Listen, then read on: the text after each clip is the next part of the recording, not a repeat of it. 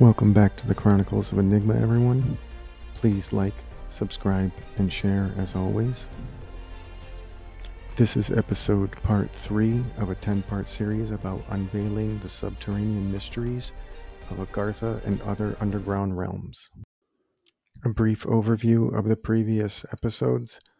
Part 1 was the basic premises of Agartha, and part 2 was about people who spread the word of Agartha. In this episode, we will be discussing examples of underground complexes. If what the myths say about the Agarthians is true, this would not have been the only time in history a civilization has moved underground.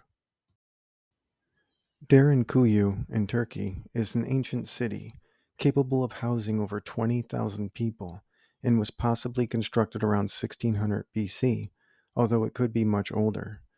Dating the site directly has yet to be done due to the lack of organic materials for radiocarbon dating. It had everything a modern city would need to function. Derinkuyu has a total area of 7,000 square feet. It's 18 stories deep and 60 to 70 meters underground. Can host up to 20,000 people, all modern city commodities, unknown builders, and unknown time of construction. It's time to get in the bunker. Bunker? What bunker? Another case of surface dwellers creating a below-ground complex can be seen in Corsham, United Kingdom. In the 1950s, the British government began making an underground safe haven for the government officials in case of dangerous times. It can hold over 4,000 people and covers an area of over 35 acres below ground. The complex is over a mile in length, has over 60 miles of roads, fully self-sufficient, and can sustain 4,000 occupants, over 35 acres underground, and over 100 feet deep.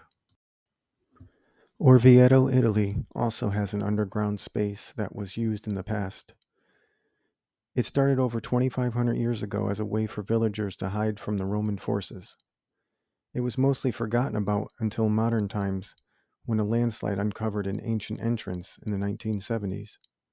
Since then, researchers have inspected over 1,200 different spaces, all hidden below the feet of the villagers.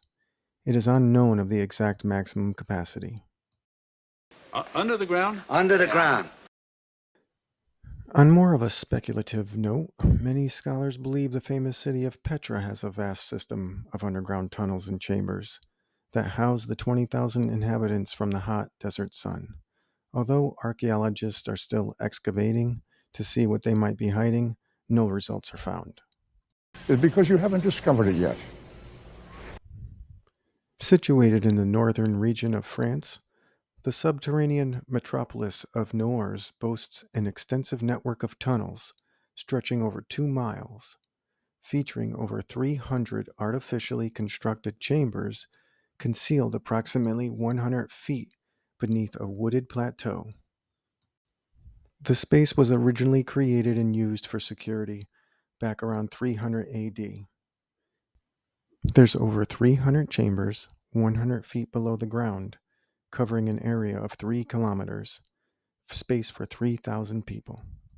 Well, back to the salt mines. In Poland, there is a complex that extends more than 1,000 feet underground, known as the Wieliczka Salt Mine. It is unknown to the maximum capacity of this site, but it is one of the largest complexes on the list. I'm sure it's a lot. The chambers and passageways cover an area of over 178 miles. The deepest it goes is 1,073 feet.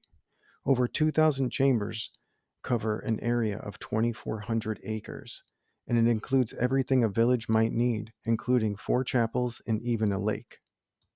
It's like a town or a city underground. As recent as 1969, China constructed an underground city under Beijing in response to the tensions with the Soviet Union. The city has everything a regular city does, including restaurants, clinics, schools, theaters, factories, a roller skating ring, grain and oil warehouses, and even a mushroom cultivation farm. There's enough room to house 6 million people, according to the government. The complex covers an area of 20,000 acres, 60 feet deep with over 900 entrances, 33 square miles of tunnels. Right now, as you watch this video, there is a town in Australia called Coober Pedy that is home to roughly 1,500 people who live underground all year round. This is due to the daily hot temperatures. Coober Pedy, South Australia.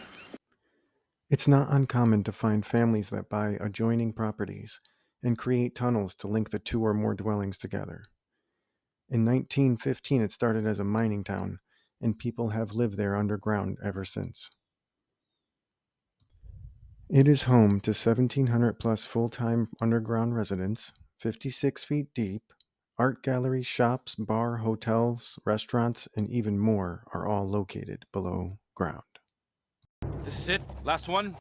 Last up, we have the Pilsen Underground in the Czech Republic.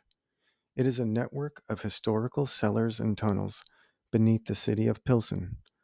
While no one has ever lived here, the space is more than large enough to house a couple of thousand people. There are an estimated 12 miles of tunnels. The complex runs under 246 residents. Construction began in 1295. It runs 30 feet deep and is over 15 kilometers long. While these places I mentioned are not Agartha or even related to, it just shows that the ingenuity of humans, it is very possible to create some sort of civilization below the ground. Coming up in part 4, really exciting, we have expedition and reports of supernatural activity from the Himalayan area. Also, Nazis. Part 5, we're going to discuss Shambhala and its very close relation to Agartha. Perhaps it's the same thing.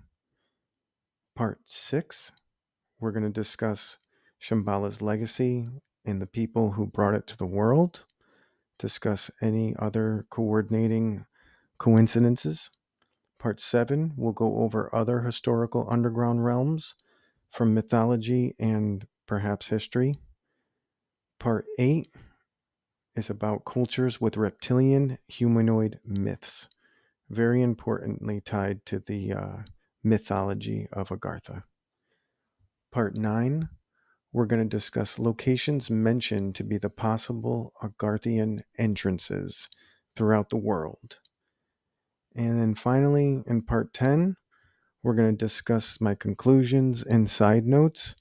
Really interesting. I can't wait for you guys to see it. Have a good one. Thank you for watching. Please don't forget to like, subscribe, and share.